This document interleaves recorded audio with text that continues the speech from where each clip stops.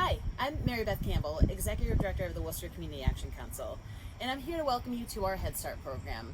I want to take a moment to let you know that we have a great team here who is excited to meet you and meet your children and provide high quality education and care throughout the school year.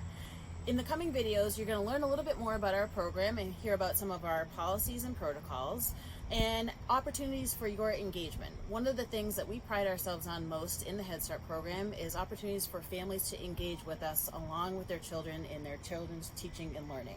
So we're very excited to have you part of the program and excited to have you learn a little bit more about who we are and how we do what we do. So enjoy the rest of this video, enjoy meeting our program, and we hope to provide the highest quality of care and education for your children throughout the school year.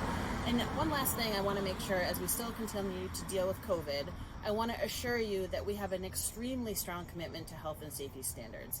We are working together as a team with our health department and across the whole agency to make sure that we have the safest, healthiest program for you and your child. And we look forward to sharing some of our policies and protocols with you about that and keeping those standards as high as possible throughout the school year. So enjoy, welcome. Thanks, Mary Beth. My name is Monaco, and I'm the Health and Nutrition Coordinator for the Head Start program. I'm also the school nurse here located at the Southbridge program. Hopefully I've gotten to meet as much of you as possible during our enrollment process as we work to get your child ready for the first day of school. We want to welcome you back for our 21-22 school year. We know some of you are returning from last year, and we had a lot of changes in our program based on our COVID restrictions.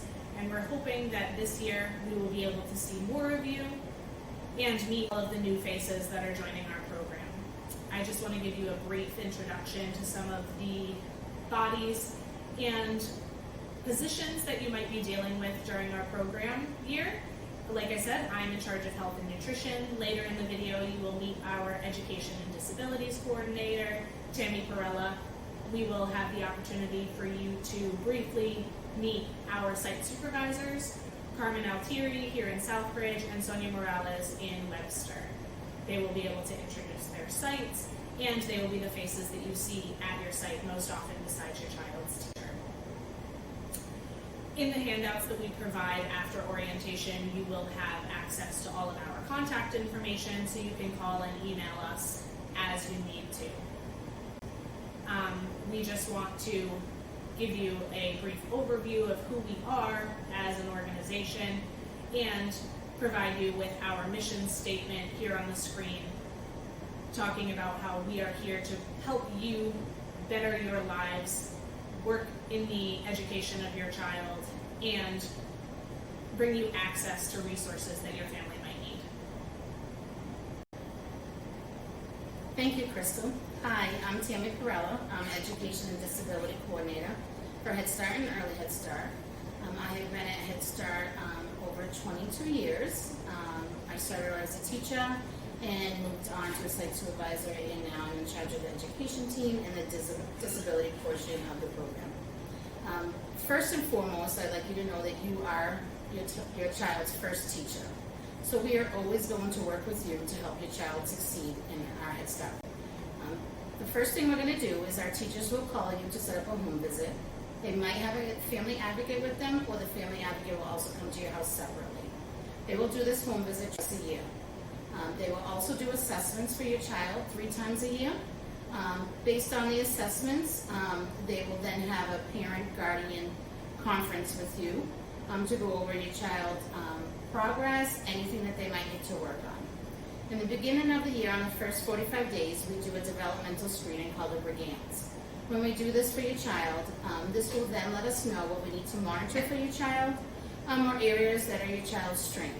If we do see any areas that your child might need more monitoring, we might have a meeting and schedule with the local public school to then do an evaluation on your child to do further investigation to see if your child is an IEP. We also do a social emotional screening tool, which is called the ASQSE. After that tool is done, we will rescreen your child if your child did not pass the first one. If your child does come back with concerns, then we will also work with you in a local mental health team, which might be UAIC, might be Open Skies, might be Harrington Hospital, Someone that would then be able to provide play therapy for your child, or some consultation for the classroom teacher or yourself to then work with your child to then develop more skills in the social emotional area. The health team will also provide health screenings with you, which as the education and disability coordinator, I use these screenings to determine if the child might have hearing loss issues, might have vision issues, and might need glasses. This is where I work closely with the health team, and the health team would work with you to then get your child's needs met. As far as resources and referrals, we place referrals within the community that will suit your family. Like I said, it might be the local public school, it might be a mental health facility for your child, such as Ewing. We might, if your child has autism, we might work with the local ABA to get your child ABA in our program, or also at home. We do trainings also for parents that will also come from Ewing in other programs that will then help assist you with your child. Thank you. As I said before, I am in charge of the health and nutrition department. When all of you enrolled, we did have you fill out a lot of paperwork so we could learn more about your child's health and nutrition needs.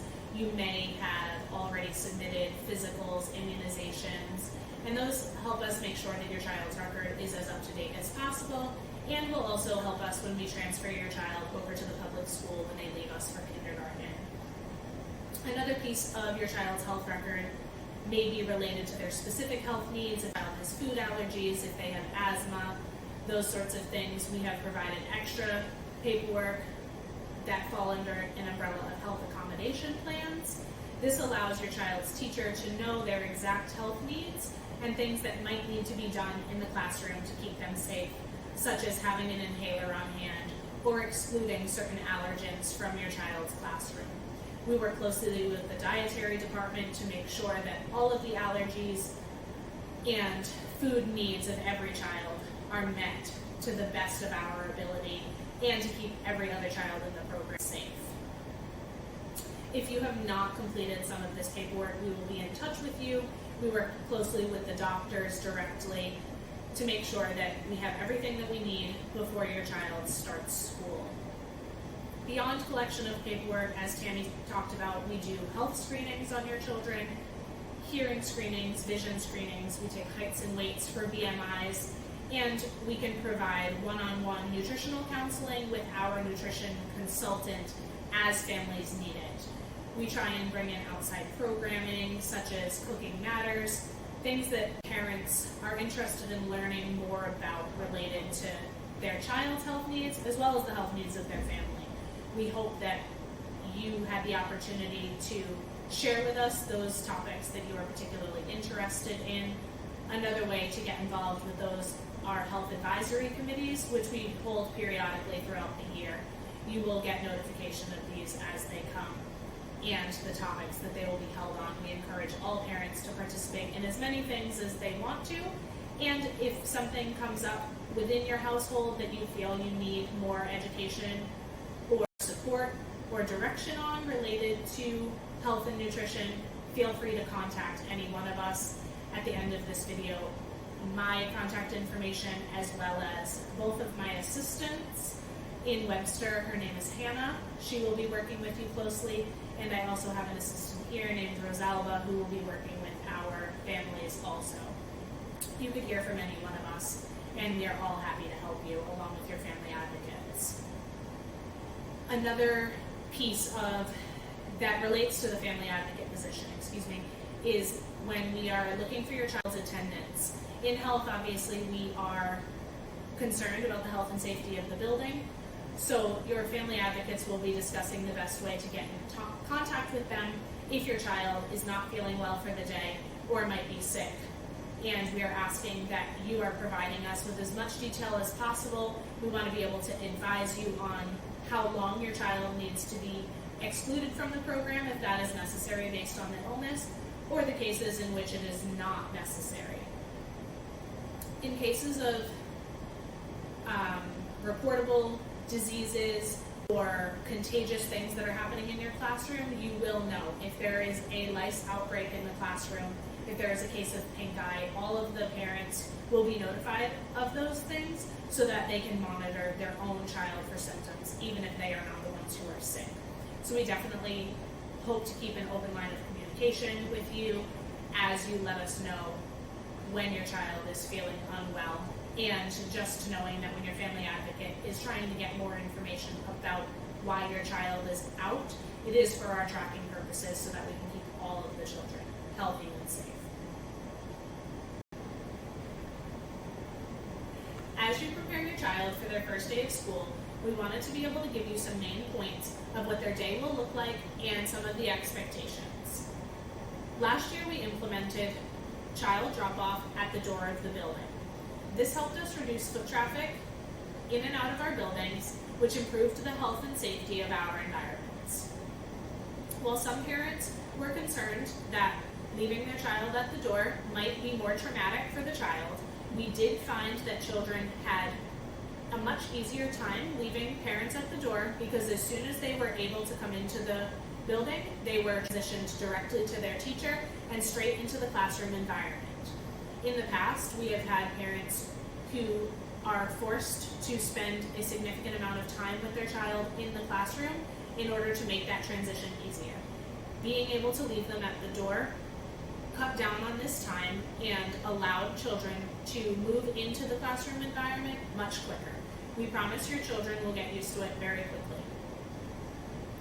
When picking your child up, if you are picking your child up prior to 2 p.m., we are also asking that you go to the door, ring the bell. Both buildings are equipped with cameras, so our office staff know who is picking up the child. You are to state your child's name and classroom number, and we will have a staff member bring them directly to you. If you are picking your child up after 2 p.m., you will also be ringing the bell, but you will be allowed to come into the building in order to retrieve your child. Now, we are trying to keep this time in the building as short as possible. So you will proceed to your child's classroom, be able to knock on the door, make yourself visible to the teacher. The teacher will collect your child's belongings and bring them to you at the door. We are asking that parents are waiting in the hallways and not within the child's classroom. Due to our staffing requirements, we are also not allowing our teachers to meet with parents at this pickup time. We are asking that they schedule a phone call, a video call, or another appointment time with the parent that is convenient for them, in order to make sure that we can meet the needs of the children that are in the classroom, as well as answer any questions that parent might have without worry of time. The other piece of your child's attendance is that we are currently still wearing masks. They are required by the state. We are a Head Start program, but we are also licensed by EEC and following recommendations of the CDC. This includes that all children are encouraged to wear masks as much as possible. Masks are allowed to be removed for meal times and nap times, and masks are not required outdoors on the playground. We ask that if there are particular masks at home that your child is comfortable with or used to, by all means provide them, and they will come home with your child at the end of the day. If at all possible, names on masks are much more convenient, but for any child that forgets one, we will have plenty on site to provide the child if necessary. Children will be washing their hands throughout the day and making sure that they are assisting in keeping the classroom clean. Our teachers and our cleaning staff have heightened cleaning protocols for all of our surfaces, for toys, and just making sure that everything your child is exposed to is as clean as possible. While social distance is also encouraged between our children, we are not preventing them from playing with their friends. They still have plenty of socialization time and will be able to play cooperatively.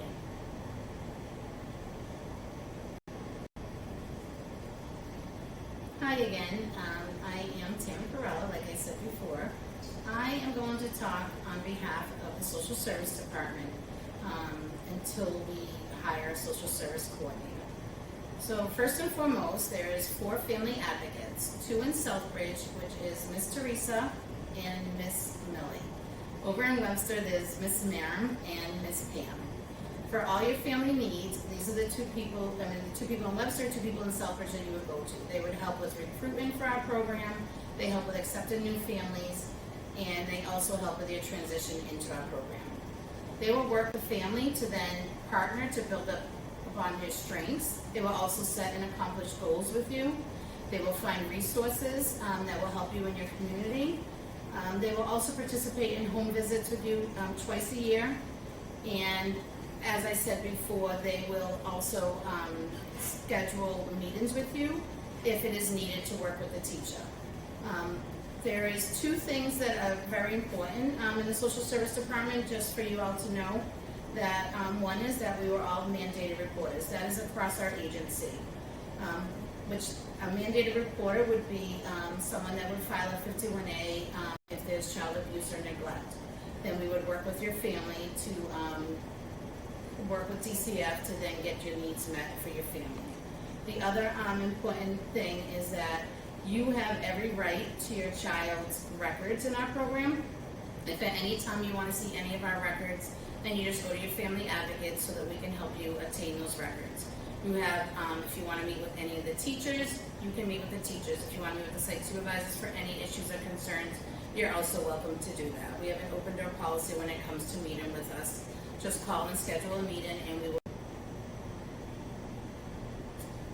Good morning, my name is Carmen Altieri. I supervise on Southbridge for 7 classrooms.